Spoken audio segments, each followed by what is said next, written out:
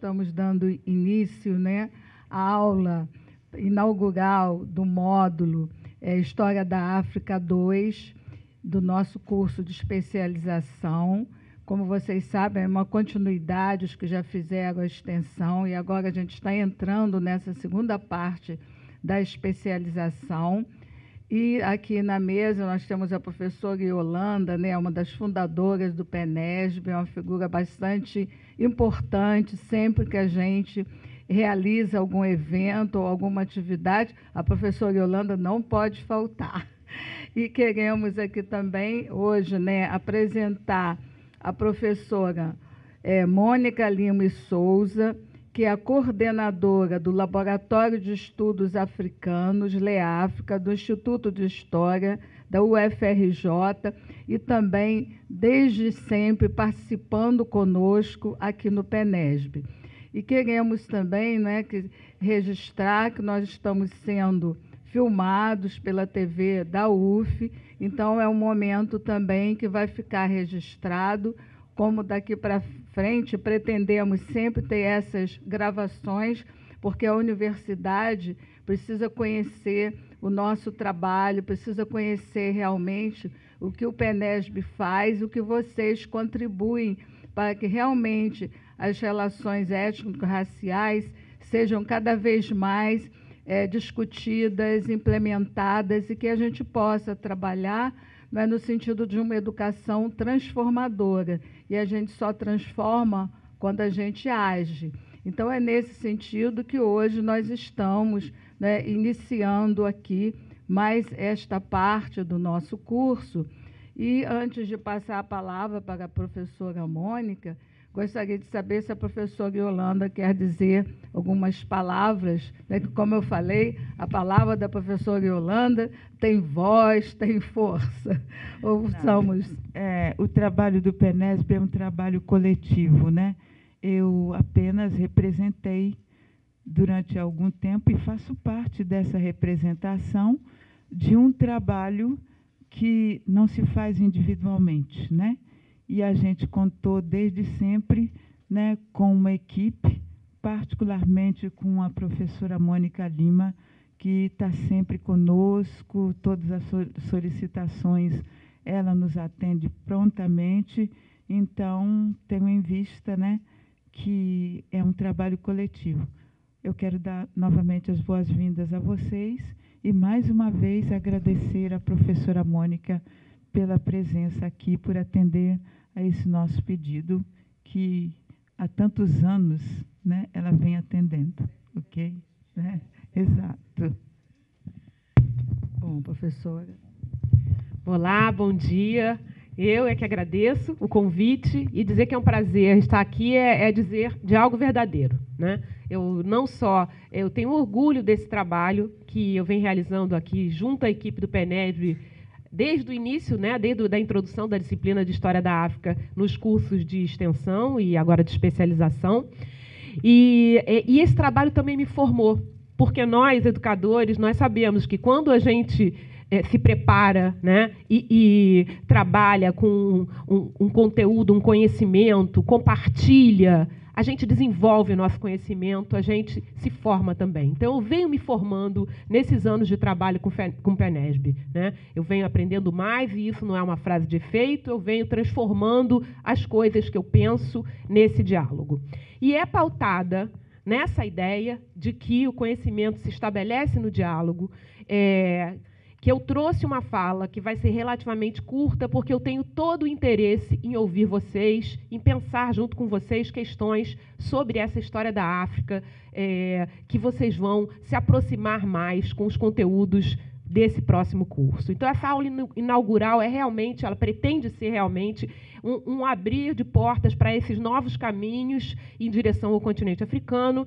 E eu não vou ser o guia, eu vou ser uma companheira de viagem, né, nos meus escritos, ao longo desse trabalho, dessa aproximação com a África, dessa viagem pela África. É nesse sentido que eu estabeleci como imagem de início um mapa do continente africano, né? A gente sabe, né, todos nós, que mapa é uma representação. Portanto, só no olhar sobre esse mapa, já teríamos muitas observações a serem feitas. Muitos conteúdos e conhecimentos sobre a história africana poderiam ser deslindados a partir desse mapa. Essas fronteiras dos países africanos contemporâneos, como elas foram criadas, né? E a história de conflito que elas envolvem, a história de luta que elas envolvem.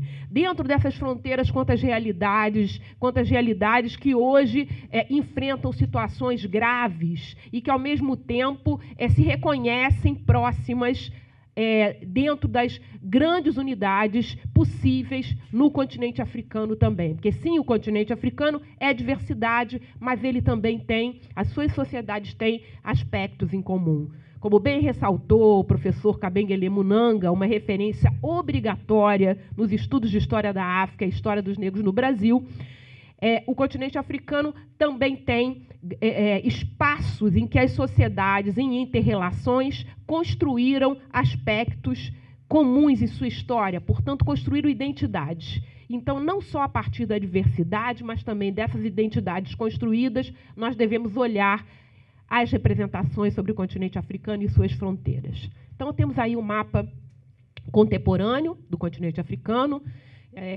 está atualizado, porque nós vemos aí o Sudão do Sul, né? O Sudão do Sul, que até bem pouco tempo não existia como país, e hoje não só é uma unidade política reconhecida internacionalmente, mas também é cenário de muitas questões ainda por resolver, muitos conflitos que envolvem uma história que, ao conhecer melhor, né, as sociedades do continente africano, a gente vai procurar entender melhor.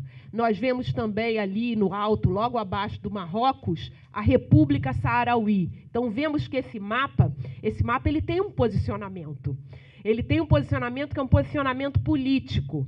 A República Saharauí ela não é reconhecida por todos os países e organizações internacionais. Ela é resultado da luta de um grupo, né, que há muito tempo vem reivindicando a sua independência frente ao Marrocos. A história da República Saharauí, logo ali abaixo do Marrocos, no alto do mapa, né, naquela região, né, nesse noroeste do mapa africano, ela é um território reivindicado, né, pelos saharauís, e a ação do Marrocos sobre essa porção do continente africano, ela vem recebendo diversas críticas de órgãos internacionais, mas ainda não é uma unanimidade como país no Concerto de Nações contemporâneo. Portanto, são dois exemplos que eu dei só para a gente pensar, né, que olhar um mapa contemporâneo da África, um mapa atual, né, não é simplesmente reconhecer aquela representação geográfica, mas também entender que atrás da construção desse mapa, que na construção desse mapa, muitas questões podem ser trabalhadas. Então, fique aí essa África de 54 países, entre insulares e continentais, essa África que também são suas ilhas, que parecem minúsculas no mapa, mas que têm uma longa relação com a sua história, sobretudo com a história do Brasil. As Ilhas Atlânticas da África, elas foram não apenas laboratório no qual se experimentou, por exemplo, o cultivo da cana-de-açúcar nos grandes engenhos, né, antes deles serem implantados no Nordeste brasileiro, lá no século XVI, como também funcionaram essas ilhas como pontos estratégicos, né, nos diversos conflitos que tiveram como cenário o Atlântico Sul, e não apenas o Atlântico Sul, nas guerras mundiais também. Só para a gente ter uma ideia, repetindo, que o mapa não é simplesmente aquilo que se olha e que se reconhece os nomes, as cores, talvez, em alguns casos, né, de alguns livros, as bandeiras dos países. Um mapa tem história. E nós, né, ao lidar com essa história, vamos lidar com essa geografia e vamos lidar com aquilo que é um dos instrumentos da geografia, que é a representação cartográfica dos países e dos continentes. Esse é o nosso continente, esse é o continente dos nossos antepassados, essa é a África. Algo que eu digo sempre nas minhas falas e que reitero, né, reitero no sentido de afirmar, né, é que a África ela é a terra dos nossos antepassados, de todos nós. A África está em todos nós. Independente da nossa origem familiar, todos nós carregamos Áfricas em nós. Reconhecer essas Áfricas é nos apropriarmos de uma herança que é nossa, que pertence a todos nós, como direito e como riqueza, como uma grande riqueza ancestral que vem alimentando, né, a constituição das sociedades das quais nós participamos. Portanto, reconhecer essa África que está em todos nós é reconhecer uma parte importantíssima da nossa história. Repetindo, independente da nossa origem familiar, nós somos África. Ao nos aproximarmos da África, nós vamos nos estar reconhecendo. E ao nos reconhecer, nós vamos nos apropriar de uma identidade, de uma parte da nossa identidade que por muito tempo foi ocultada, que nos foi negada, que nos foi, de certa forma, usurpada. E é dela que nós devemos nos aproximar para nos orgulharmos e para nos tornarmos seres humanos mais completos. Porque essa, em última análise, esse é o nosso objetivo. É que a gente possa se tornar e possa ajudar outras pessoas a se tornarem seres humanos melhores. Para o mundo, para o planeta, para o país, para a nossa localidade, para a nossa cidade, para a nossa escola, para a nossa turma, para a nossa família, para a nossa vizinhança. Essa é a África que nós carregamos em nós. É essa África plural, é essa África com problemas, sim, é essa África com questões, é essa África com um sério problema epidemiológico que enfrenta hoje com o vírus Ebola, é essa África com a história do mais longo processo de migração forçada da história da humanidade, é essa África que formou o Brasil. Né? O Brasil é o país que, por mais tempo e em maior quantidade, recebeu africanos escravizados da história do mundo. Em nenhum outro país tantos africanos foram trazidos por tanto tempo e em tamanha quantidade. Nós somos o mais africano dos países fora da África. E ao falar de africano, é importante lembrar, nós falamos também de negro. Ou seja, ao falar da história da África, nós estamos falando também de um outro prisma sobre as relações étnico-raciais. E por isso, essa fala de hoje. Bom, há um projeto grande, né, de se pensar a história da África de diferentes maneiras. E para se pensar esse projeto, e esse projeto é abraçado por muitas pessoas, inclusive por nós aqui no PENESB, esse projeto passa por nos aproximarmos mais das sociedades africanas. Um dos elementos mais fortes, né, em muitas sociedades africanas é a tradição oral. Né? É a tradição oral pela qual se transmitem ensinamentos, se adquire e se compartilha conhecimentos e também se prepara para a vida cotidiana. Um dos elementos das tradições orais africanas mais presentes em diferentes partes desse imenso continente que nós vemos aí são os provérbios. Os provérbios, eles encerram sabedoria, eles encerram ensinamentos a serem passados para os mais novos, eles encerram informações sobre o caminho a ser trilhado. Então, eu começo essa parte de leitura da minha apresentação com um provérbio. Um provérbio que vem da aparentemente distante Uganda. Não sei se vocês enxergam a Uganda ali. A Uganda está ali abaixo do Sudão do Sul, entre a República Democrática do Congo, o Quênia, a Ruanda, a Burundi e a Tanzânia, junto dos Grandes Lagos. Temos a Uganda, que ficou tristemente célebre, algumas décadas atrás, pela história de um ditador, Idi Amin Dada. Foi feito até um filme a respeito desse ditador. Agora, é empobrecer imensamente a história de Uganda, reconhecê-la apenas por essa figura e por essa parte da sua história. Né? O povo Lugbara de Uganda, a universidade, né, na capital do país, tem outras histórias para contar. Né? Como diz a escritora nigeriana Chimamanda Adichie, é preciso que nós conheçamos outras histórias. É preciso que a gente não fique restrita a apenas uma história, que nós não fiquemos restritos a apenas uma história. Há muitas histórias sobre os povos africanos. E, bom, do povo Lugbara, eu trago um provérbio. E é o seguinte: As pessoas não constroem uma casa em cima da água. Vamos ficar com essa frase vibrando aí para nós? As pessoas não constroem uma casa em cima da água. Provérbio do povo Lugbara, de Uganda. E vamos lá. Os bons ventos trazidos pela Lei 10.639 de 2003, mais tarde, né, ampliados pela Lei 11.645, porém com a 10.639 como base, colocaram de forma muito mais intensa temas de história africana e afro-brasileira e o debate sobre as relações étnico-raciais nas salas de educação básica e do ensino universitário no nosso país. Certamente, alguns desses conteúdos existiam antes nos currículos e planejamentos de disciplinas, quase sempre por desejo e competência de professores interessados, mas de uma forma muito menos visível do que hoje, sendo resultado, na maioria das vezes, de iniciativas locais ou mesmo pontuais, em geral isoladas. E muito contribuíram nessa mudança as ações de movimentos sociais, em especial do movimento negro, mais além da obrigatoriedade da inserção dos conteúdos, o debate em torno desses temas para o campo da educação. Desde então, muitas iniciativas tomaram corpo e, em diversos lugares do país, professores e alunos foram chamados para esse encontro com as Áfricas e africanidades presentes na formação da sociedade brasileira.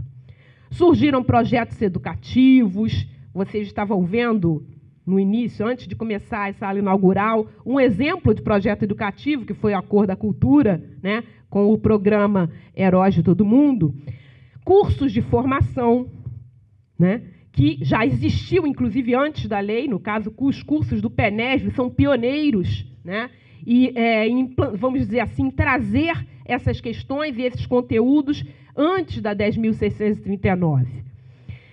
Publicações, atividades acadêmicas e, em anos mais recentes, diversas pesquisas dirigidas a esse amplo universo de estudos. Como eu já disse, havia pesquisas e iniciativas antes, só que elas se multiplicaram, especialmente depois da Lei 10.639.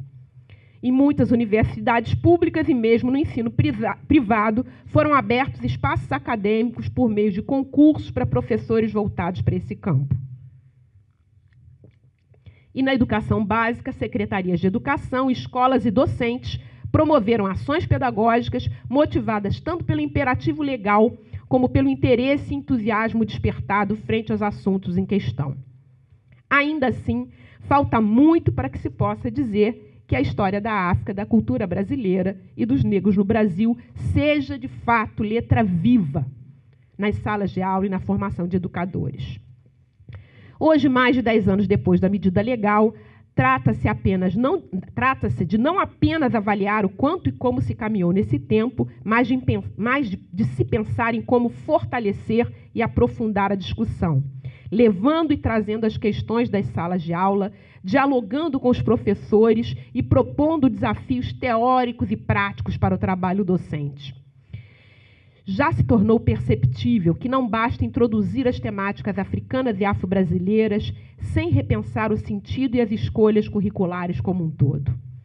Há que se considerar as questões que emergem do tecido delicado e sensível que entrelaça a educação e poder no espaço escolar, e as injunções realizadas à mentalidade coletiva e às atitudes motivadas por crenças religiosas.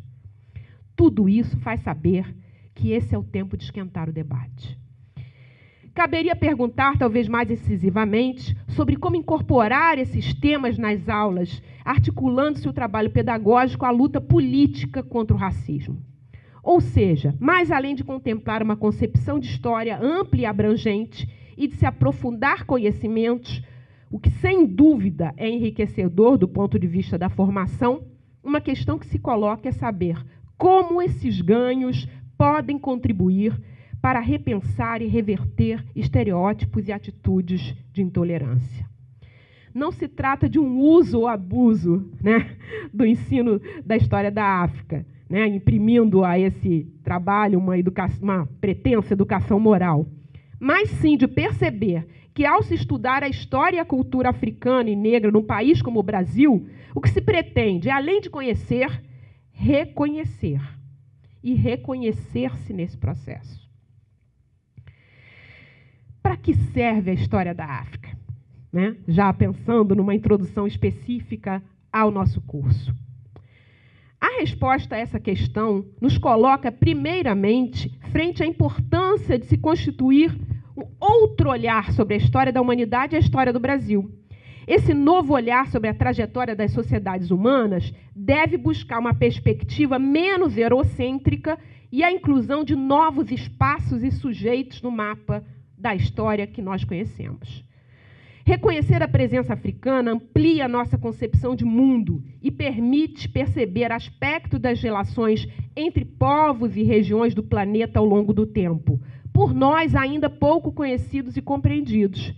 Tal aprendizado ilumina nosso entendimento sobre processos históricos e dinâmicas sociais, que a negação secular da história africana nos currículos escolares e universitários no Brasil nos levou a não perceber e, por consequência, a interpretar de forma equivocada. Em diversos momentos da história, povos da África, em suas relações internas ou com outros povos, estiveram diretamente envolvidos em transformações que alteraram profundamente a vida no nosso planeta. Desde o surgimento da humanidade, com as migrações que povoaram o mundo e as novas relações com o ambiente delas surgidas, a criação de instrumentos que mudaram as formas de sobrevivência e a constituição das primeiras instituições gregárias das sociedades humanas, desde esses longos processos e antigos processos, as sociedades africanas foram protagonistas de grandes transformações na história, essa história com H maiúsculo. Na antiguidade, a força e o fausto do Egito africano e a sua relação com o interior do continente, sobretudo com os reinos da Núbia, e mais tarde toda a importância da cidade de Cartago, que disputou com Roma o espaço do mar Mediterrâneo. Na costa oriental africana, ou África do Leste, as caravelas que cruzavam o Oceano Índico e ligavam esse litoral ao Golfo Pérsico, à Índia e à China, além das ilhas da Indonésia, a partir do século V, muito antes dos portugueses navegarem por lá. Um ativo comércio conectava povos africanos com povos de diferentes regiões nesse movimentado mar oriental, muito antes de ali aportarem os europeus. Na chamada época moderna, os africanos foram envolvidos no mais longo e intenso processo de migração forçada da história da humanidade, cruzando os mares nos chamados navios negreiros. E esse intenso processo se deu pelas rotas atlânticas que essa navegação criou.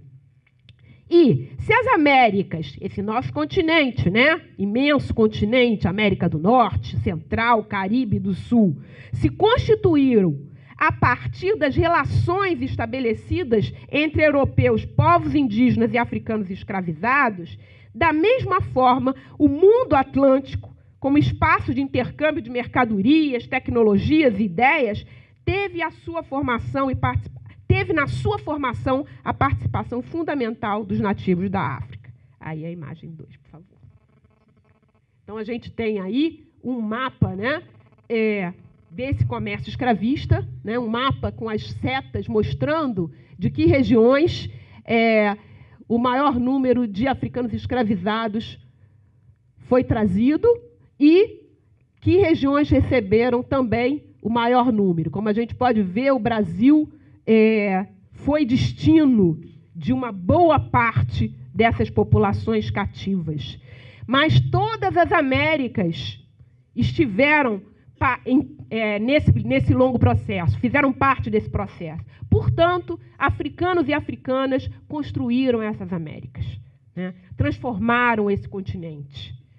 Cidades, fazendas, estradas, portos, mãos africanas, braços, pernas e cérebros africanos estiveram presentes aí, né? Porque os africanos, como o texto já assinala, não eram apenas seres com uma força de trabalho, né? Eles traziam tecnologias, eles trouxeram, por exemplo, instrumentos que tornaram a exploração do ouro em Minas Gerais muito mais eficiente.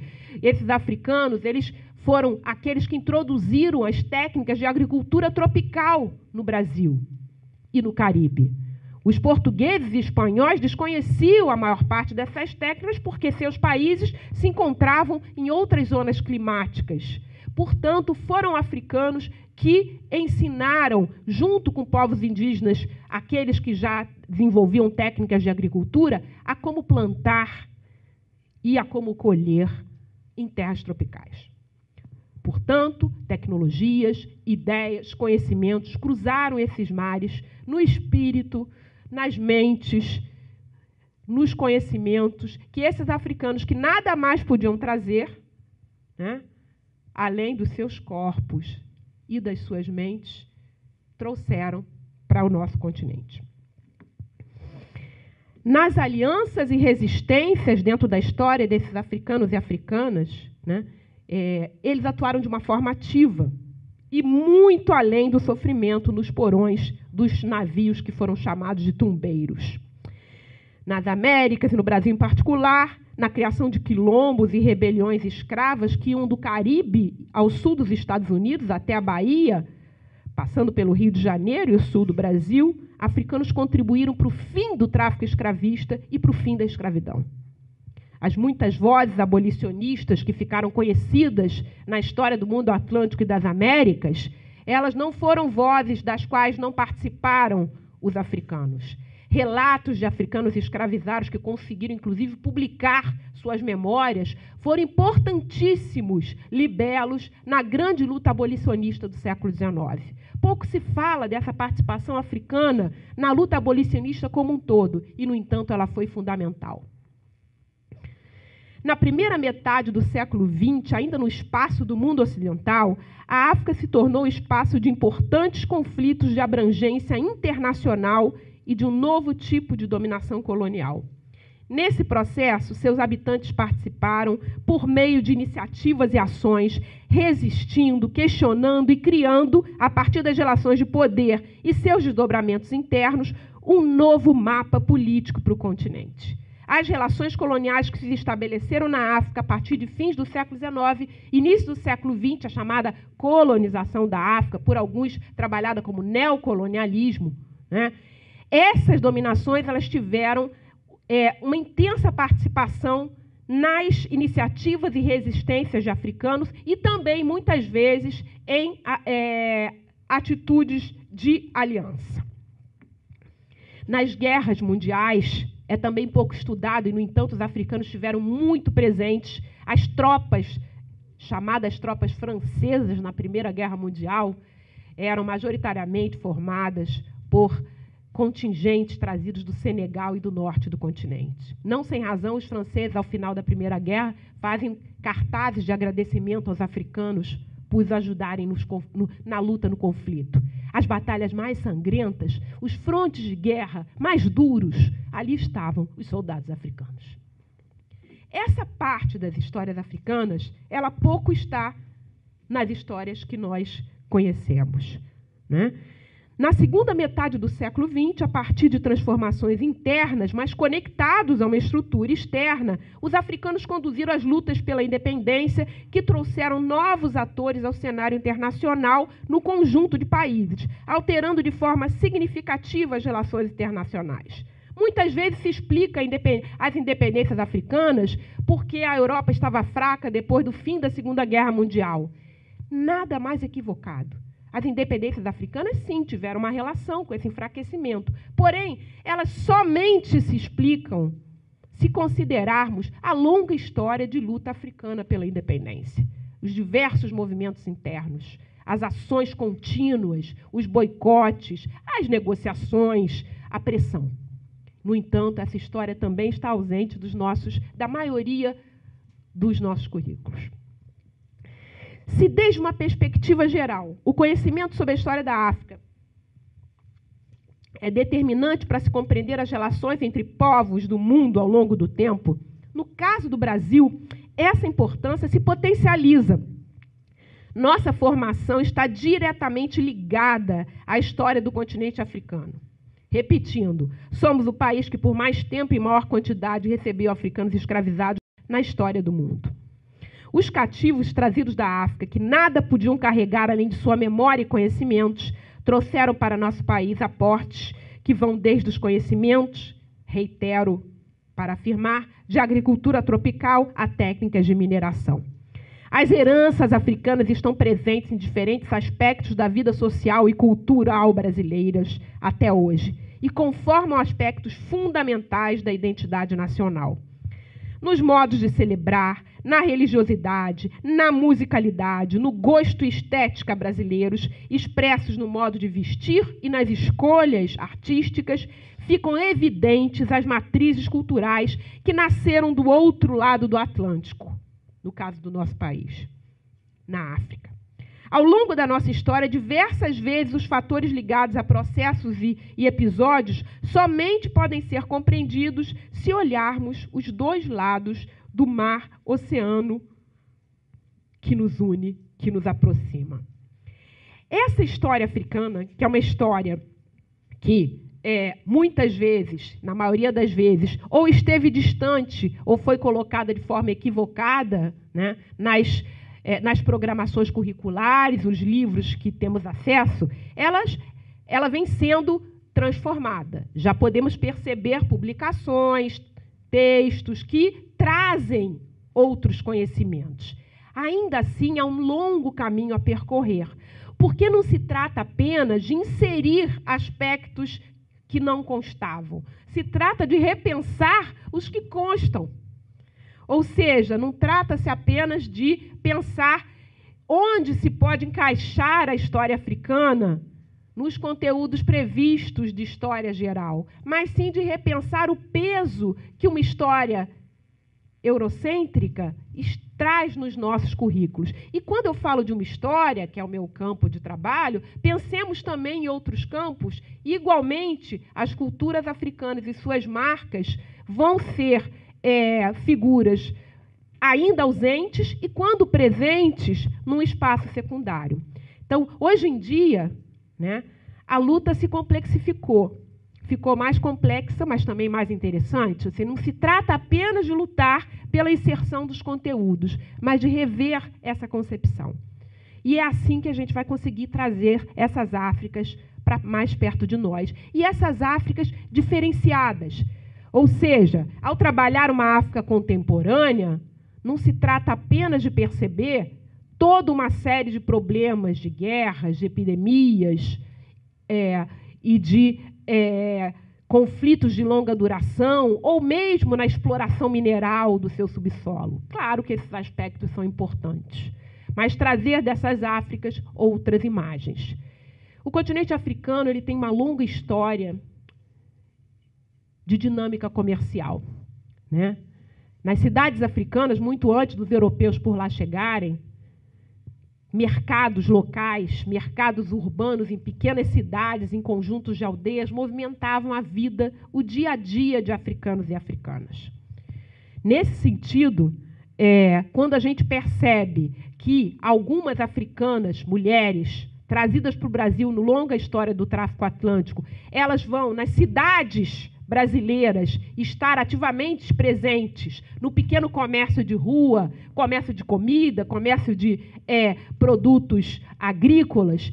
Para entender essa história, é preciso olhar o outro lado do mar. Vamos a outra imagem. Essa é uma imagem de um mercado na África. É uma imagem contemporânea, né? Mas se nós pegamos imagens historicamente distantes, em termos de tempo, também vamos encontrar, né, muitas cenas de mercados com muitas mulheres comprando e vendendo e realizando essa atividade de uma forma bastante bem-sucedida, né, nos seus espaços sociais, né? Então, as mulheres africanas, desde muitos séculos atrás, estiveram envolvidas nesse pequeno comércio. E essas mulheres eram donas do seu negócio, elas iam e vinham, viajavam, faziam pequenos percursos, levando e trazendo suas mercadorias, muitas vezes com seus filhos pequenos. Essa presença ativa feminina na história das cidades africanas, né, que muitas vezes se desdobra nessa presença dessas mulheres nas Américas Negras, isso é um campo da história da África que deve ser explorado. Ou seja, não apenas, como se disse, aquelas histórias que retratam, né, a dureza da vida das mulheres que trabalham muito, né, às vezes, as interdições a que elas são submetidas. Existem muitas coisas além disso, né? Não só existem rainhas mulheres, né? Existem chefes militares mulheres, como a rainha Nzinga, na região da África Ocidental, em Angola atual, como existem mulheres que no cotidiano transformavam e dinamizavam a vida social. Vamos a uma outra imagem. Novamente, uma imagem feminina, né? Essas são mulheres na África do Sul, no distrito de Soweto, protestando contra o apartheid. Aí alguns vão dizer, o apartheid é uma história passada, né? Já foi superado com a eleição do Mandela, enfim, e todas as coisas que aconteceram depois. A gente sabe que não supera uma história assim facilmente. E, por outro lado, a história do apartheid ela nos ensina muito. E a história do pós-apartheid também. As ações da Comissão de Verdade e Reconciliação, hoje em dia, na África do Sul. Mas o que eu quero ressaltar nesse momento é a participação dessas mulheres. Essas mulheres que estão se manifestando no distrito de Soweto. Para quem não sabe, Soweto é um distrito que fica próximo da então capital da África do Sul. A capital política atual é Pretória, mas a capital econômica ainda é Joanesburgo. Soweto fica próximo a Joanesburgo, na República Sul-Africana. E Soweto foi um distrito criado para que a população negra que trabalhava em Joanesburgo morasse, porque ela não tinha direito de morar em Joanesburgo, a cidade de grande importância econômica, onde morava a população branca no tempo do apartheid. Soweto, na verdade, é a junção, é uma sigla, South Western Township, é o distrito do Sudoeste, onde essa população negra teria que ficar confinada no seu próprio país para apenas trabalhar e voltar toda noite da grande cidade de Joanesburgo. Só que Soweto foi mais que isso. Soweto foi o palco de manifestações, de rebeliões, da grande rebelião de jovens de ensino médio, em 1976. E Soweto também foi palco de manifestações de mulheres como essas. Essas mulheres que, com seus instrumentos de trabalho, mulheres encarregadas de limpeza, de serviços domésticos, elas foram às ruas. E elas gritaram, elas cantaram, elas dançaram contra o apartheid. Porque na África do Sul, como em alguns outros lugares do continente, as marchas, as manifestações, as passeatas, elas não são simplesmente marciais, né? Não se caminha duramente. Muitas vezes se dança. O corpo protesta dançando, né? É uma dança guerreira, é uma dança de afirmação. Então, a imagem dessas mulheres que ativamente transformaram e transformam o seu país é outro marco importante de, como eu disse, essas outras histórias da África que o nosso curso pretende não trazê-las todas, mas abrir as possibilidades para que elas possam ser conhecidas. Aqui a gente tem uma cena que nos irmana, mais uma vez, na Nigéria, país da África Ocidental, de onde foram trazidos muitos africanos escravizados para as terras brasileiras, os iorubás, aqui chamados de nagôs, os alçais, né, os ibos. Alguns povos que eram de língua guibefon, que aqui foram chamados de jejes, da Nigéria foram retirados. A Nigéria, que é esse país que hoje em dia enfrenta seríssimo problema do sequestro das meninas. Mas a Nigéria também é um local onde o Brasil é amado, porque o futebol é um esporte popularíssimo, né? Os meninos nigerianos, além, né, de enfrentarem todas as durezas da vida, eles também jogam futebol, eles vibram com os campeonatos, eles têm, nessa relação, né, de gosto, um amor especial para o Brasil. E, aliás, isso não é exclusivo da Nigéria, mas eu trouxe essa imagem para que a gente marcasse essa nosso irmanamento. E, finalmente, essa é uma imagem que eu trago muitas vezes em cursos e palestras, porque eu acho que ela tem uma representação especial. Essa imagem aí Ela é uma foto que eu mesma tirei, não tem uma qualidade maravilhosa, mas ela dá para ser percebida. Essa foto foi tirada, eram 7h30 da manhã, talvez 7h45, na biblioteca da Universidade de Dakar, no Senegal.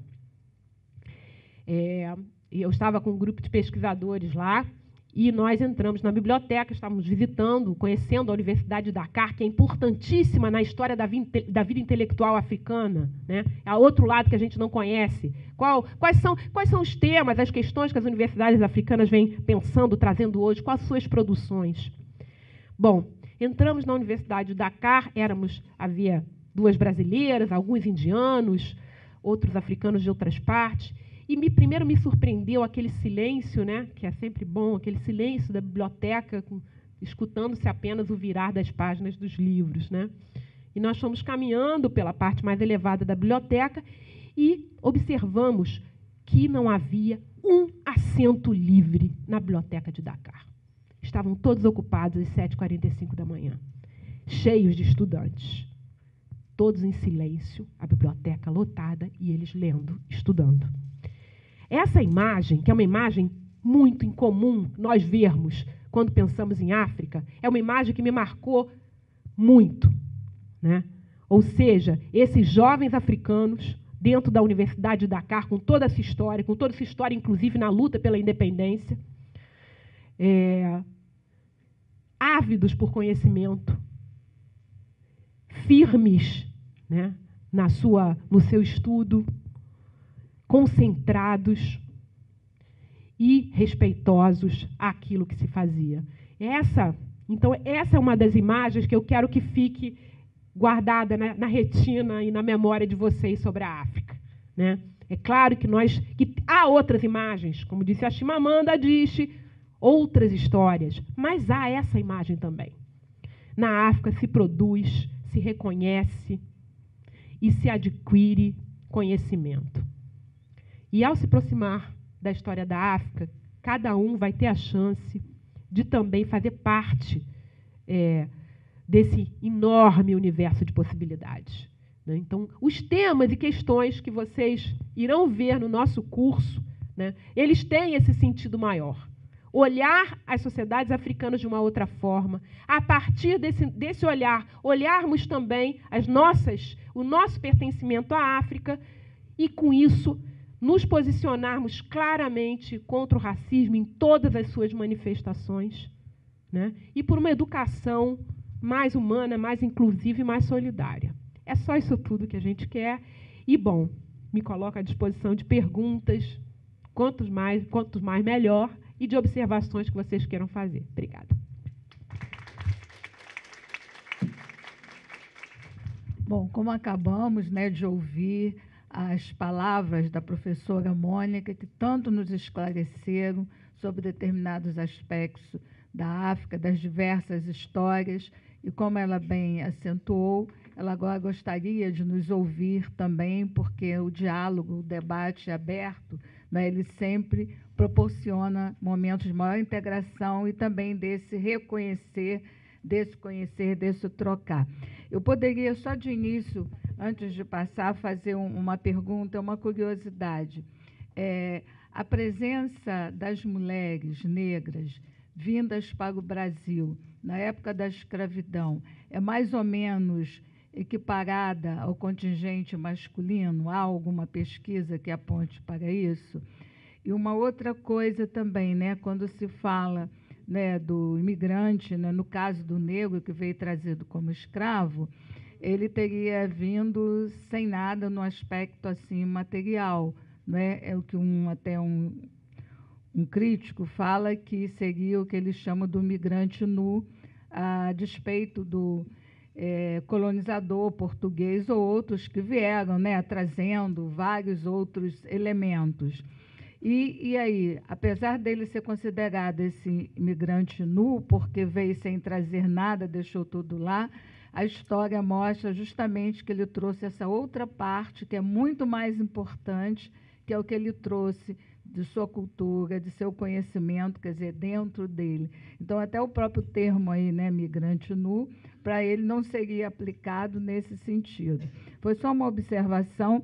E aí, com relação a esse contingente das mulheres negras, qual seria esse percentual, se é que isso possa ser respondido? Bom, vou agradecer as perguntas, e antes de abrir para o geral, vou começar com essas agora. Com relação às mulheres no comércio escravista, a gente sabe que a proporção sempre foi de 2/3 para 1/3, 2/3 de homens para 1/3 de mulheres. Agora, o que é interessante saber, além desses números? As mulheres eram minoritárias. E aí eu posso apontar várias razões. Primeiro, a mais conhecida, é o interesse dos escravocratas, né? Que eles queriam, mais que tudo, uma força de trabalho para as atividades que faziam, e, ao mesmo tempo, a escolha por homens jovens revelava esse destino. Por outro lado, olhando as questões por diferentes pontos de vista, as sociedades africanas, e mesmo aquelas que produziam cativos, né, dificilmente deixariam que fossem suas mulheres. A mulher era algo muito precioso nas sociedades africanas, era considerado algo muito precioso, porque a mulher não era só ela apenas que gerava novas vidas, também era responsável pelas atividades agrícolas em muitas dessas sociedades. Portanto, havia, sim, o interesse que movia as rotas escravistas, mas havia também, das sociedades locais, muito mais dificuldade em colocar suas mulheres naquele comércio, né? No caso das capturas de cativos, se fazia muito menos sobre as mulheres. E quando isso acontecia, não para que inviabilizassem o futuro daquelas aldeias. Agora, o que é interessante a gente entender da história dessas mulheres escravizadas é que, a despeito delas terem sido minoritárias em termos numéricos no comércio escravista, as mulheres eram aquelas que mais conseguiam a alforria em termos relativos. Ou seja, elas eram que alcançavam mais rapidamente a liberdade. E quando havia que se comprar a liberdade de alguém, as mulheres eram priorizadas. Por quê? Porque quando os africanos se organizavam para a compra da liberdade de alguém, também priorizavam as mulheres, para que elas produzissem filhos livres, para que a próxima geração fosse livre. Então, essas ideias que, assim, estão por trás desses números, né? Elas são importantes da gente ressaltar. A outra questão é a respeito esse imigrante nu, de fato, né? De forma nenhuma nu, né? Sem traje, sem bens, mas com toda uma série de equipamentos mentais e espirituais. Nós queríamos que os que querem fazer perguntas, que ficassem aqui em número de 3 e de 3 em 3, né, para que a gente pudesse agilizar um pouco mais as nossas demandas, as nossas questões. Bom dia, eu sou a Fernanda Mulim, e no primeiro dia eu falei com vocês sobre a ideia que a gente tinha de mobilizar a OAB de Niterói, que é a maior do país, que tem 14.500 advogados, para entrar junto com a educação, né, nessa luta pela igualdade racial, pelo reconhecimento identitário. E eu hoje vim aqui para fazer um convite, que eu vou entregar formalmente para a professora Márcia, para a professora Mônica, e já tive o prazer de falar com a professora Yolanda, que, inclusive, eu já passei para ela um convite que ela vai receber oficialmente para ser a próxima palestrante. Nós vamos ter uma palestra na OAB sobre a igualdade racial pelo direito, dia 27 de agosto, a busca da igualdade racial pelo direito, dia 27 de agosto, 19 horas, aqui na Avenida Hernani do Amaral Peixoto, 507, 11º andar. Então, é no centro de Niterói, é gratuito, não precisa se inscrever previamente, é por ordem de chegada, confere certificado de participação também. E a ideia é a gente mobilizar que a nossa Comissão de Direito Educacional, que é uma das 69 comissões que existem na OAB, ela seja um instrumento de aproximação das demais comissões da Casa com a questão racial e com a questão da desigualdade social. Então, Então, dessas 69 comissões, vocês têm aí comissão contra a intolerância religiosa, comissão de igualdade racial específica e também direito das minorias. Então, nós temos uma série de comissões que são correlatas, inclusive a nossa comissão, que é a comissão chamada OAB Vai à Escola, que você pode convidar, que a OAB envia representantes da casa para dar palestras sobre temas jurídicos nas escolas. A nossa presidente de comissão é uma jovem chamada Juliana, que eu tive a honra de ser minha aluna, e que é negra, e que é recém-formada, e que, por sua capacidade, se destacou e já chegou a presidente da comissão OAB Jovem, da maior OAB do país. Então, a gente quer incrementar esse contato com as escolas, permitir a aproximação da escola com a OAB e a participação mais efetiva do OAB na promoção desses direitos também, junto com o setor educacional de Niterói. Então, na verdade, eu vim agradecer a vocês por tudo que eu aprendi. Eu sou aluna, como vocês, do PENESB, né? E a gente estou tentando, de alguma maneira, dentro da minha área, atuar com esse conhecimento que vocês estão me passando. Vou dar continuidade aqui à pós-graduação. Então, ainda vou continuar estudando muito aqui. Mas é isso que eu queria ter o prazer de falar com vocês, que minha intervenção no primeiro dia não foi um sonho vazio que ficou esquecido.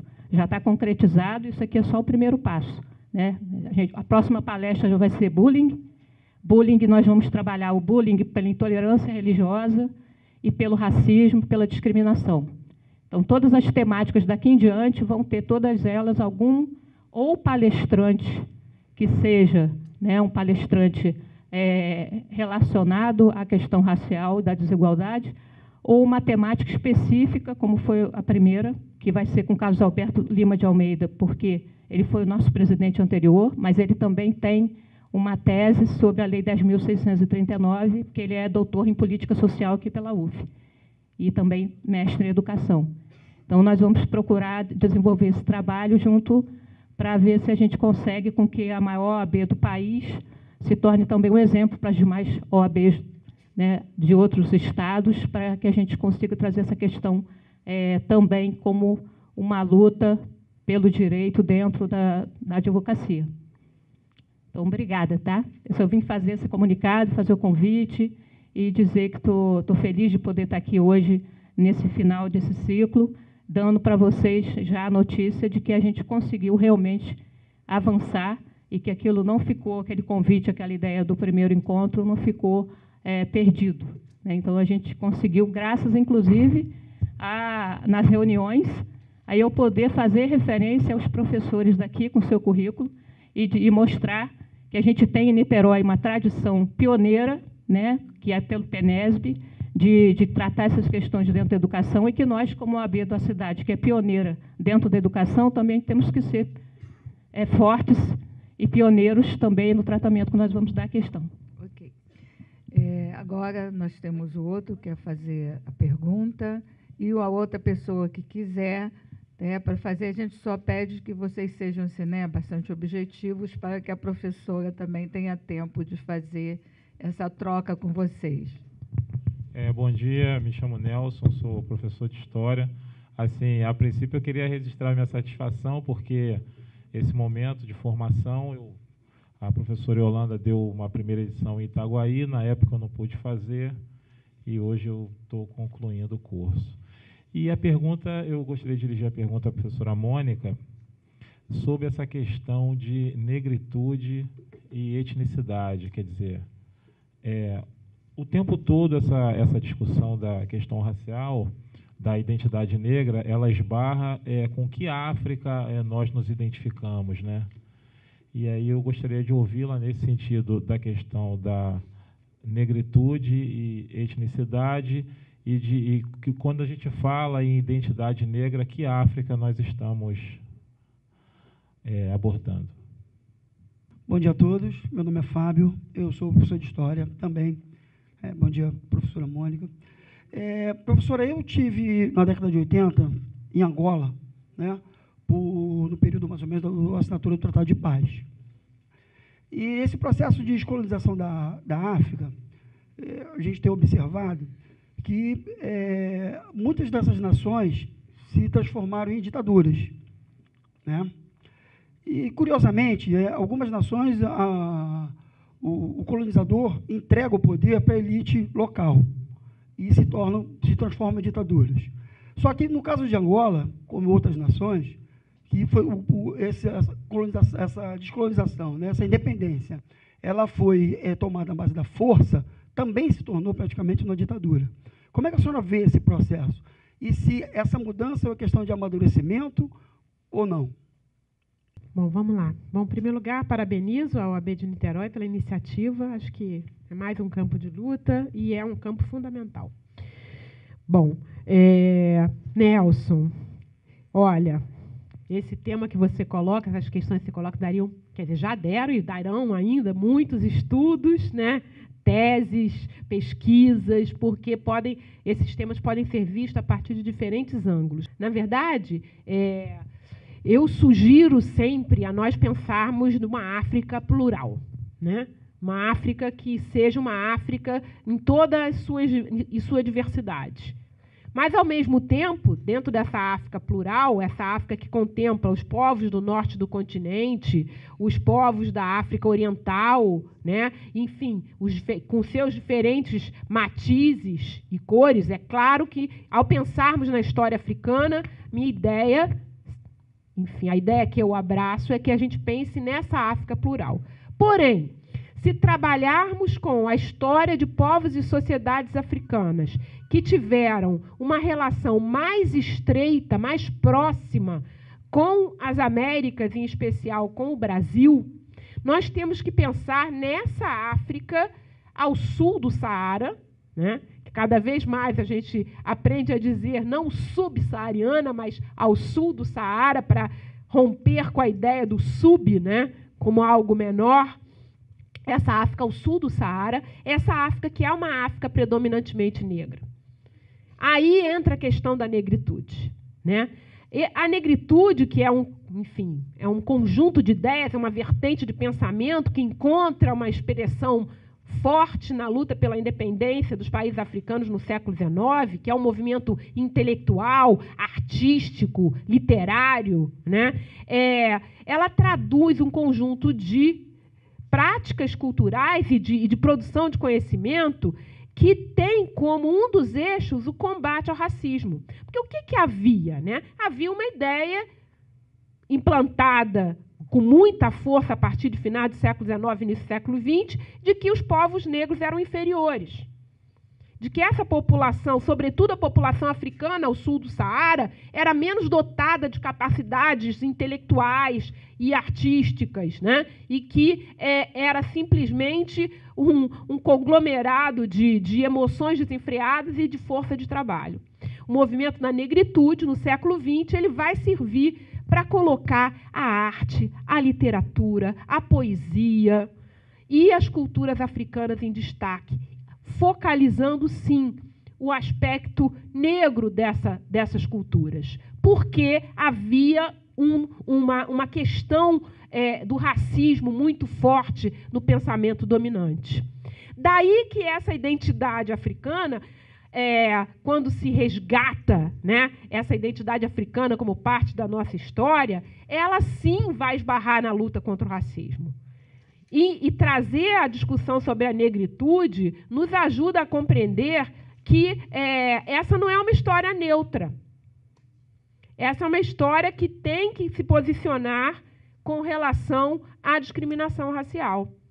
Então, que África é essa com que nós identificamos? Essa África pode ser essa África plural, das múltiplas Áfricas de povos de diferentes origens e aparência, mas ela pode e deve ser também uma África que contemple os povos ao sul do Saara, majoritariamente negros, e que reivindicam a sua inteireza, a sua humanidade, de uma maneira muito firme, através de movimentos como a negritude, por exemplo.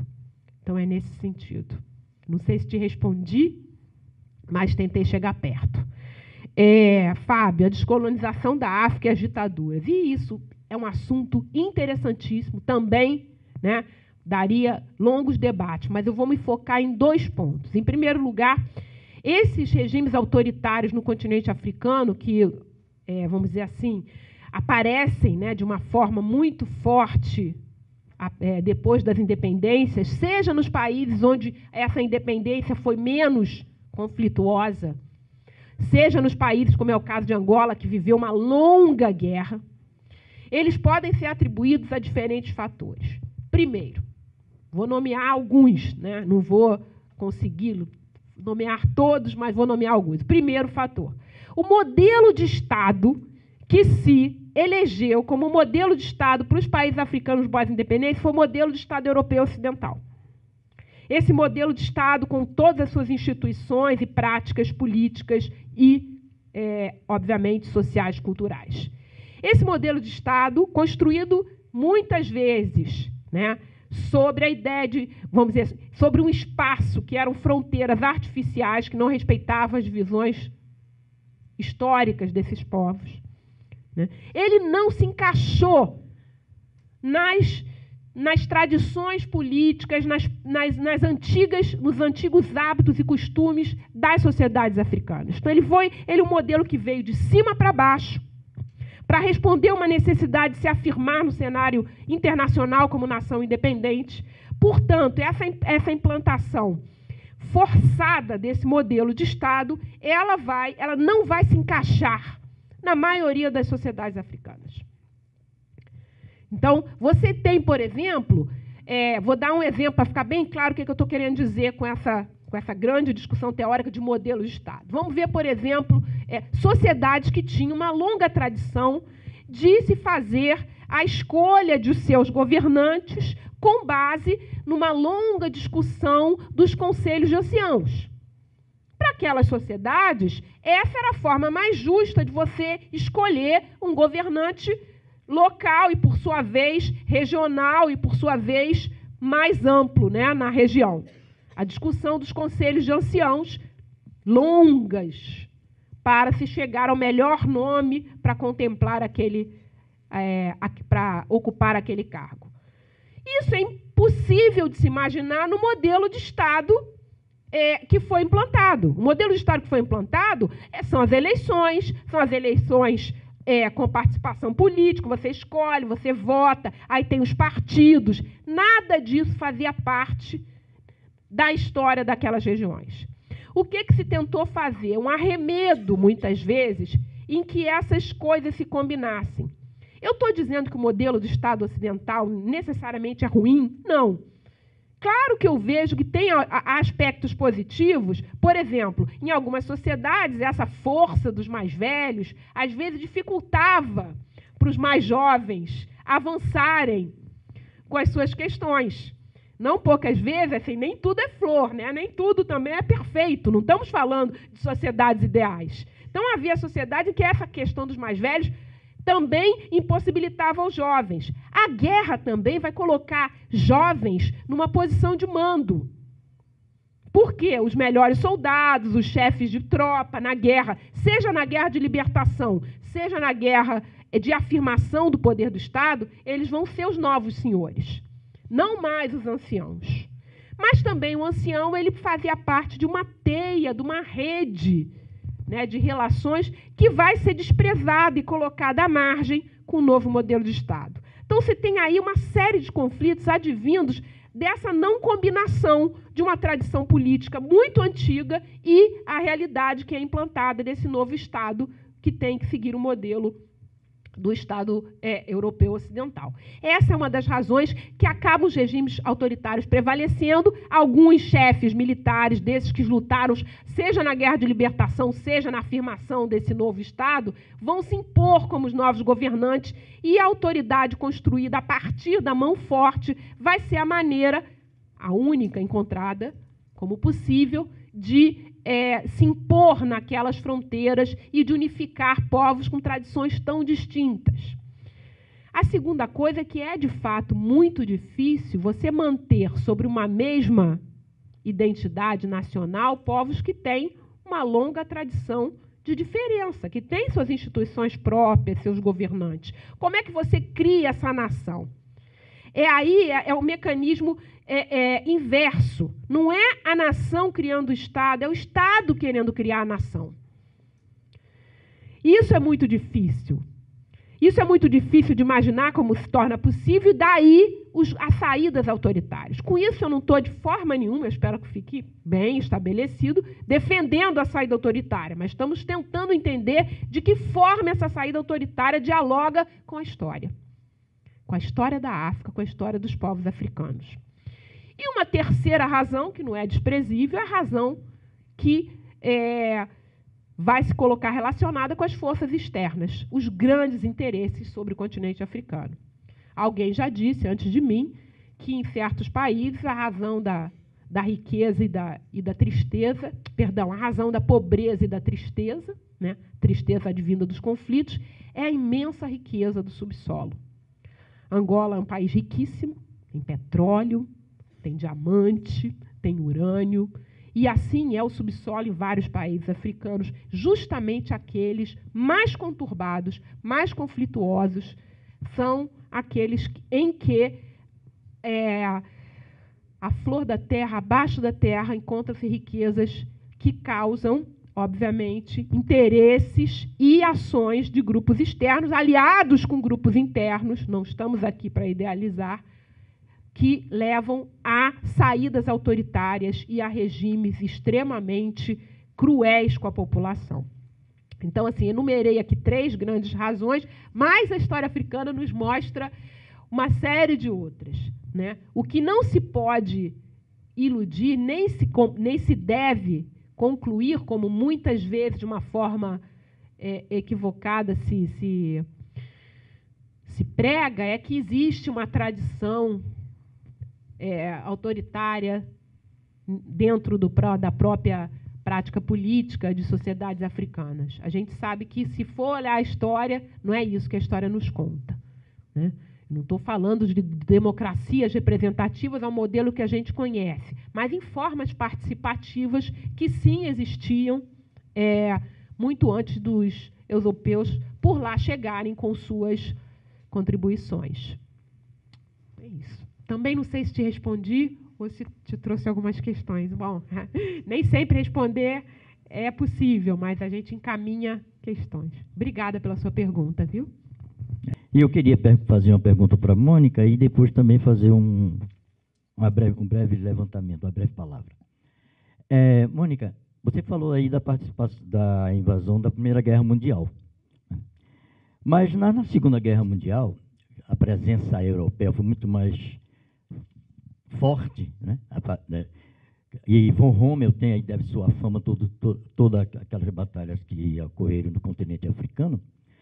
Mas nós não, aqui no Brasil, nós falamos muito do genocídio alemão, nós falamos das mortes, né, de ciganos de outras etnias, só que não se fala nada sobre a África.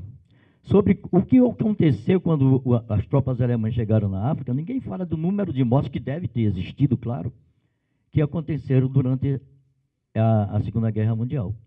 Aí eu queria saber de você se existe algum estudo de uma visão de africanos ou dentro da África, ou mesmo de fora, que se remeta a isso, que é para a gente até, inclusive, nós, professores de história, utilizarmos nas nossas aulas, porque nos livros, nos currículos de história, nos livros, são nulos sobre esse ponto. Bom dia a todos. Bom dia, professores. Eu, na verdade, tenho 2 perguntas, são curtas, uma sobre o módulo mesmo e uma curiosidade. A primeira pergunta é sobre o termo neocolonialismo. Eu sou professor de História, eu fiz graduação em História na UF e cheguei a ver uma interpretação de que é um termo complicado porque seria, na verdade, um primeiro colonialismo.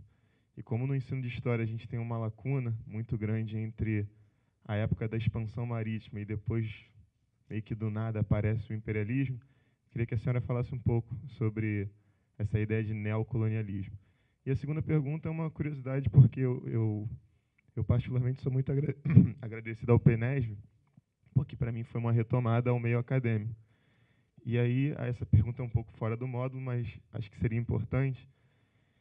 Eu queria que a senhora, que está há tanto tempo já com História da África, que a gente, por exemplo, na educação, discute nos encontros presenciais alguns dos obstáculos para mudar esse quadro na educação, mas o campo universitário também deve ter os seus. Aí eu queria, porque acho que a gente precisa saber alguns obstáculos que a gente deve ter, porque se tudo der certo, a gente tem que continuar sempre conectado com o meio acadêmico, com a produção. É isso. Só algumas ideias, algumas dificuldades. Bom, então vamos lá para as perguntas. Agradeço as perguntas também, aliás, agradeço todas as anteriores também. Eu só agradeci ao Fábio ali. Mas, quanto ao Barbosa, a Segunda Guerra, realmente, exatamente uma lacuna enorme quando se trabalha a Segunda Guerra Mundial, não se falar em história africana. A gente sabe, muitas vezes, quem sabe, é pelos filmes, né? As batalhas do deserto e alguns nomes de alguns generais que lutaram no continente africano, mas parece que a África é apenas um cenário, né? Aquele cenário para onde foram os heróis da guerra lutar contra os inimigos, né? Bom, em primeiro lugar, não foi nada disso, como vocês devem imaginar, houve uma participação importante de tropas africanas, houve combates no continente africano, na região do norte da África, na região da Etiópia, chamada de Abissínia, né? E essa presença dos exércitos, né, do eixo e os exércitos dos aliados. No caso dos aliados, e também nos exércitos do eixo, havia participação de contingentes africanos importantes. Então, não só estrategicamente essas disputas tiveram um lugar de destaque, vamos dizer assim, na história da Segunda Guerra Mundial, como essas populações, houve perdas, né, numerosas de soldados nessas frentes de batalha, nesses duríssimos enfrentamentos em território africano. Então, a Segunda Guerra Mundial, não sem razão, chegou na África. Vamos lembrar que a África, à época da Segunda Guerra Mundial, era local importantíssimo de presença europeia, economicamente, politicamente. E vamos lembrar que, além da participação direta na batalha, houve o chamado esforço de guerra. As áreas dominadas por países europeus no continente africano foram muitas vezes obrigadas a fazer uma produção maior, a pagar mais impostos para se financiar a guerra que as potências coloniais europeias, né, estavam promovendo. Então, toda uma série vamos dizer assim, de aspectos. Chegou-se, inclusive, a cogitar, para entender a importância do continente africano nesse cenário de guerra, como uma das possibilidades, no pós-guerra, no imediato pós-guerra, que o novo lar para a população de origem judaica que havia vivido o terrível episódio, né, e longo episódio do Holocausto, que a região do Quênia fosse a nova pátria dos judeus e não a Palestina. Chegou-se a cogitar essa possibilidade. Isso, inclusive, é destacado pelo professor Ali Amasrui, né, no seu documentário Os Africanos, uma Tripla Herança. Imaginem qual teria sido, né, o rumo da história se os judeus tivessem sido levados para as aprazíveis, né, terras do Quênia, em lugar da Palestina. Vamos dizer assim, ter entrado essa possibilidade em discussão em jogo já mostra que o continente africano não era uma terra incógnita, nem um elemento desprezado nessa conjuntura de guerra, né? Ao contrário. E também se percebe isso, né? Um dos elementos dinamizadores do conflito da Segunda Guerra Mundial não foi apenas as perdas alemãs na Alsácia-Lorena com a França. Uma das grandes questões que os alemães também fizeram com que os alemães também se mobilizassem para a guerra foi a perda da Tanzânia, que passou para as mãos inglesas, a perda do Togo, que passou igualmente para mãos inglesas, e a perda da região que hoje é a Namíbia, que era a África Ocidental Alemã. Então, a gente tem a presença da disputa pelo continente africano, tanto no período entre guerras e motivadora para a Segunda Guerra Mundial, como essas batalhas travadas com tropas africanas no solo do continente, decisivas para os rumos da guerra. Até mesmo, acrescentando essa história de terem cogitado essa possibilidade de ocupação do território queniano para imigrantes judeus, para refugiados judeus do conflito em território alemão e polonês, sobretudo. Bem, ou seja, escrever e contar essa história é uma tarefa constante. Há alguns textos que tratam disso. Na coleção História Geral da África, no último volume, há artigos que tratam da participação africana na Segunda Guerra Mundial.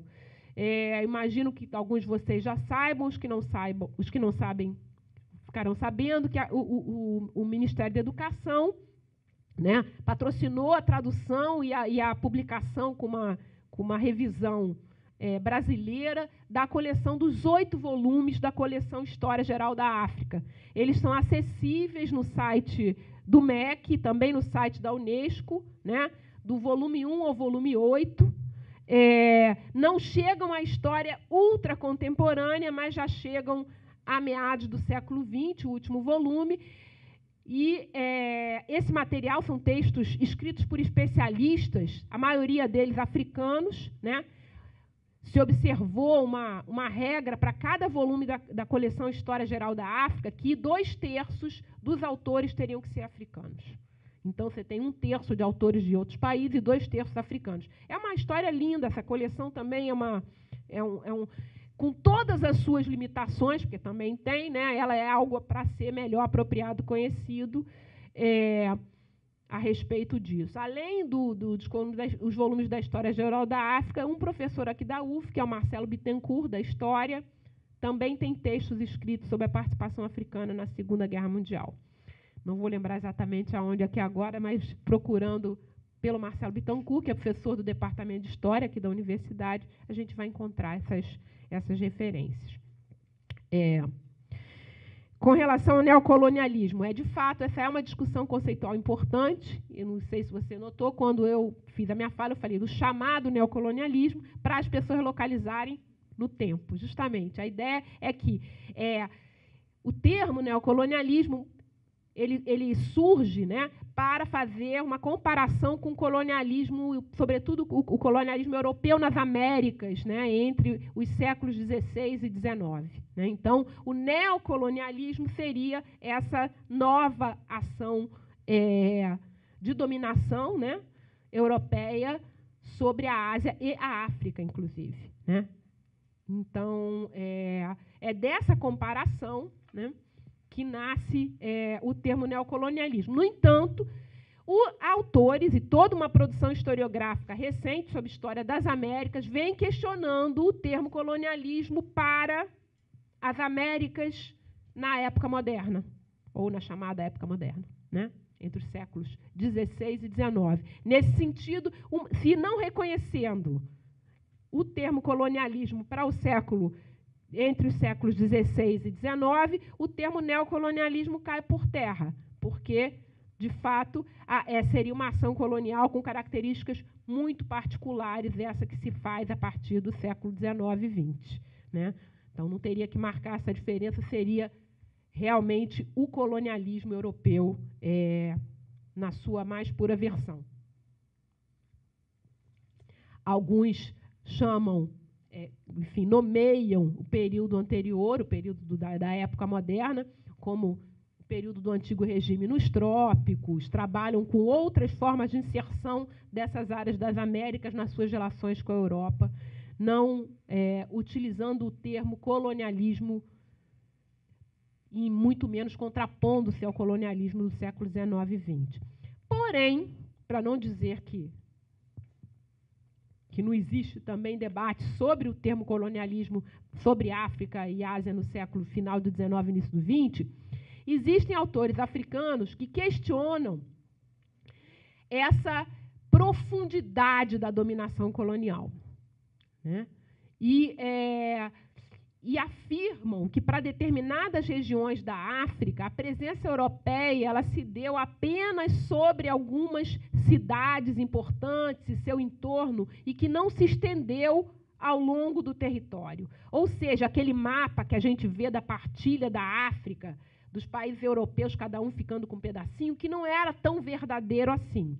Que houve regiões da África que não chegaram a ser partilhadas pelos europeus, que os europeus não chegaram a dominar todo aquele território, né?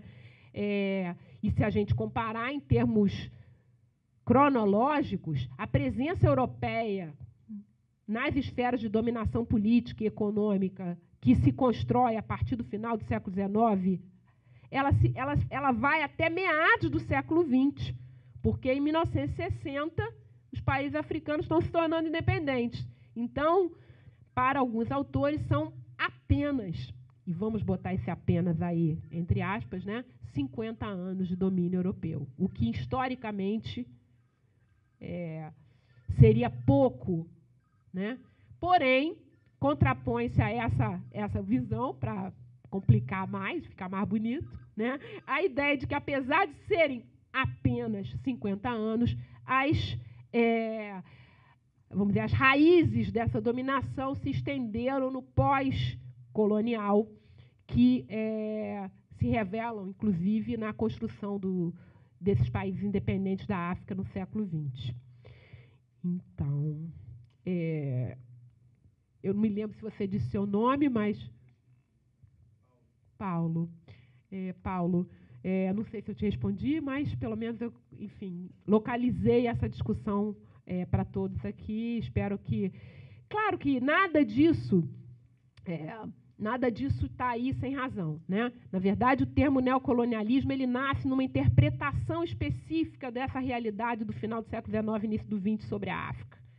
Ele nasce vinculado à ideia de que os europeus vão estabelecer sobre a África um tipo de domínio colonial semelhante ao que eles fizeram sobre as Américas entre os séculos XVI e XIX. E isso não é verdade. É muito diferente, as formas de dominação são muito diferentes, e não há termos de comparação que deem conta de uma pretensa igualdade. No entanto, sim, trata-se de um domínio político, econômico, que vai se traduzir num governo sobre áreas africanas. É isso. Mais uma rodada só de perguntas, porque depois também a professora Yolanda tem algumas informações, o Luciano, e também a gente vai fazer o agradecimento aqui à professora Mônica. Então, Zé Barbosa, não, mais não alguém? Mais alguém? Com a palavra, Zé Barbosa. Bom, então, para mim é só uma fala, né? Porque, infelizmente, eu estou, por motivos pessoais e particulares, né, estou me afastando um pouco do PENESP. Então, é só uma forma de agradecimento. Em 1985, após uma árdua luta de uma mulher acostumada a ultrapassar as adversidades sociais da nossa sociedade, que eu considero a professora Yolanda um verdadeiro intelectual orgânico, naquela visão de Gramsci, foi criado o PENESP, iniciado o primeiro curso de especialização lato sensu, que se chamava Raça, Etnias e Educação no Brasil, do qual eu tive o orgulho de fazer parte, e ter como primeira professora a Mônica, recém-chegada do México também, né? Agradeço à professora Yolanda e ao PENESP ter me tornado um cidadão brasileiro, mais consciente, porque foi a partir do curso que me percebi negro. Antes eu era moreninho, era moreno, marrom bombom e outros nomes que me deram, mas principalmente moreno. E tive a oportunidade de, através da transmissão do conhecimento da verdadeira história do negro na sociedade brasileira, fazer com que outros brasileiros também assim se percebessem. Desde 95, né, há 14 anos, nós estamos trabalhando aqui, 14, né? 20 anos, 19 anos, estou até atrasado, tá vendo? Esse ano, né? Então, há quase 20 anos que nós estamos aqui nessa luta. Quer dizer, e como destacou a professora Mônica, antes de 2002, né, antes da Lei 10.639, a professora Yolanda já estava lutando por esse ideal. Eu digo nos meus escritos, né? Não nascemos racistas, mas a maneira de que somos socializados nos torna preconceituosos e discriminadores em relação àquele outro considerado inferior, majoritariamente os negros. E é essa forma de socialização perversa que nesses 19 anos o PNESB busca modificar. E agradeço mais uma vez pela oportunidade de ter contribuído para que a concretização desse ideal se realize. Obrigado, Yolanda, por ter me transformado num pai, avô, agora bisavô, mais consciente de suas responsabilidades. Graças a...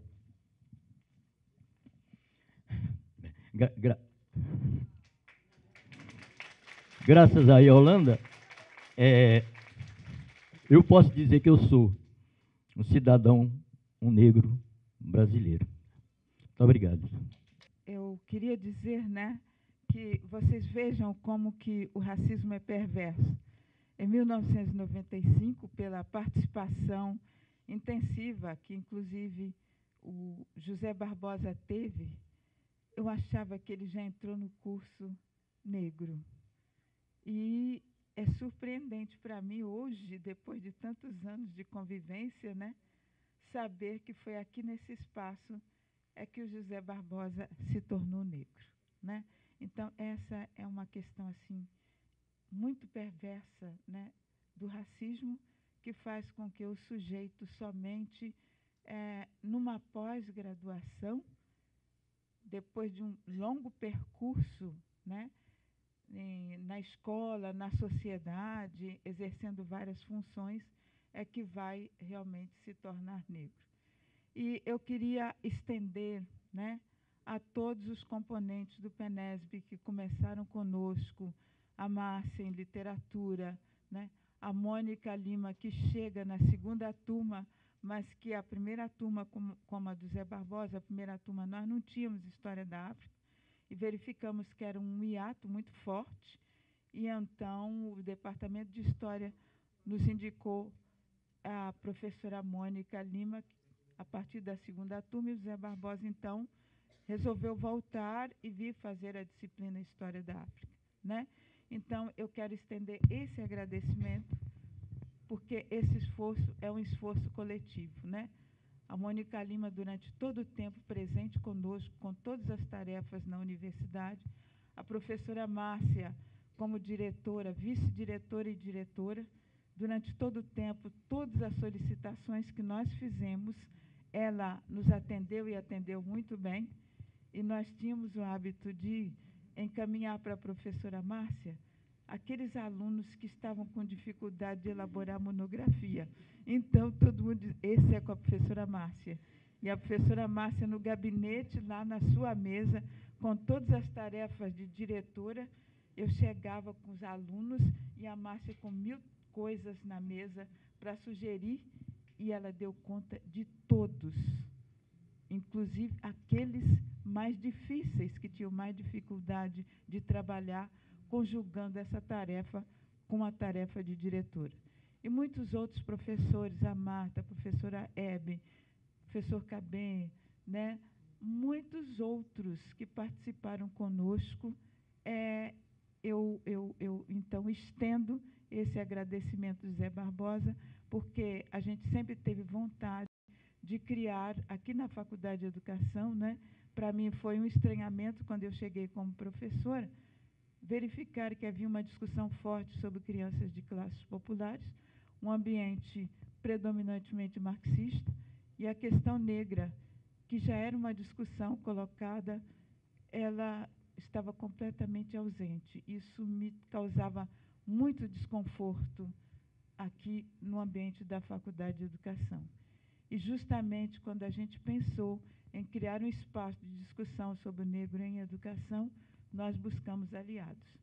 Encontramos muitos aliados, entre os quais, né, ex-alunos, como o José Barbosa, que permaneceu conosco. Tive a felicidade de ser orientadora dele no mestrado, né, e a gente manteve assim essa aliança, esse grupo. É o resultado de um trabalho de grupo, né? Então, tenham em mente que vocês podem chegar solitários nas escolas, mas é preciso ter um olhar para com os colegas para averiguar os possíveis aliados que já estão disponíveis ou aqueles aliados em potencial, né? Eu ouvi agora, né, quando nós chegamos conversando com alguns, um dos nossos colegas de vocês, professor, numa história cuja diretora é evangélica. Em geral, causa uma dificuldade por falta de compreensão, de conhecimento sobre as religiões de matriz africana, que são interpretadas pela maioria dos evangélicos, não por todos. Nós temos evangélicos aqui, né, que foram aos terreiros de candomblé para dar história da África, levando a sua fala, né? Isso é muito gratificante, mas na maioria dos casos, né, os evangélicos não tiveram uma educação que mostrasse para eles o significado das religiões de matriz africana. Então, tem uma interpretação equivocada e chegam diretores nas escolas evangélicos com essa interpretação. E, vejam bem, esse colega de vocês conseguiu aliados na escola, a princípio isolado, e chega a fazer uma apresentação na escola com as crianças vestidas de orixás. Isso é um trabalho de conquista, né, dos possíveis aliados e dos aliados em potencial. Um professor que está aberto a dialogar. É possível. Então, é isso que nós fizemos no PENESB. Buscamos professores que já tinham pesquisa sobre o negro e professores que tinham abertura para nos ouvir, que hoje são participantes do nosso trabalho. Muito obrigada, José. Eu estendo, então, para todos, né? Tá, antes de depois, né, passar a palavra para Yolanda e Luciano dar os informes, eu queria também, né, dizer que aqui o PENESB, a gente constitui uma família, né? Nós somos uma grande família, no sentido mesmo da tradição africana, das grandes famílias, e a gente tem muito isso na figura aqui da professora Yolanda, que sempre nos agregou. Então, isso é muito bom. E quando nós temos aqui, né, momentos como este de hoje, em que a professora Mônica, ela nos traz o saber, o conhecimento, mas traz também o sentir, e traz também as formas de interagir. Por esses exemplos até que nós temos aqui de vários participantes, né, de cursistas, professores, que mostram como eles estão em seus espaços de trabalho, fazendo, né, brotar todas essas sementes que foram nascidas aqui, lançadas aqui, mas que encontraram em vocês esse terreno fértil. Uma outra colega ali também citou, não é, um trabalho que ela faz em Quissamã, em vários locais, com comunidades, em que ela leva todos esses saberes aqui discutidos, como a outra da OAB. Então, eu acho que está havendo uma proliferação muito positiva de tudo que é discutido aqui. E a professora Mônica hoje, não é, nos trouxe, né, essa oralidade, mas ao mesmo tempo todo esse conhecimento, mostrando as diversas Áfricas, mas qual África que nós queremos trazer em nós. E lembrar também, como você também falou, que na parte literária nós tivemos vários escritores, né, que trabalharam os movimentos pela libertação de Angola, Vamos Libertar Angola, em que vários escritores se uniram justamente para, através dos seus textos, mostrar a importância da palavra, que a palavra ela é importante tanto oral quanto escrita, porque é ela que ajuda a modificar. E essa história contada ou escrita, como a professora Mônica aqui nos mostrou hoje, tem essa possibilidade de mostrar o quê? As diversas histórias, porque não existe vida sem narração. A vida se faz através dessa contação, dessa narração da história. E até o poeta também africano, né, o Rui Castro, que ele diz que narrar é viver. Tá? Eu acho que a gente está tendo aqui esses momentos em que, através da narração, do conhecimento do professor que traz e que é assimilado junto com o que vocês trazem, porque toda experiência, não é a prática também que leva a teoria, ao conhecimento. Nós estamos fazendo aqui esse momento em que esses saberes são assim aglutinados e a gente tem nesta manhã esse exemplo através de tudo que está sendo dito aqui, e a gente agradece em nome do PENESB, né, a participação sempre muito dinâmica e ao mesmo tempo trazendo muito embasamento para nós, da professora Mônica, e até o provérbio que ela disse no início, que as pessoas não constroem uma casa em cima da água. Então, aqui no PENESB, esse tempo todo, nós estamos, como já foi dito aí por outras pessoas, principalmente José Barbosa, né, desde o início, essa construção vem sendo subsidiada pela força do estudo, do trabalho coletivo, né, principalmente liderado aí pela professora Yolanda, mas com a participação de todos aí, como já foi dito, a gente está construindo uma casa sólida, não em cima da água, mas em cima do conhecimento, do saber, da prática e, sobretudo, da nossa vontade de estarmos juntos buscando uma educação transformadora para um Brasil melhor para todos nós.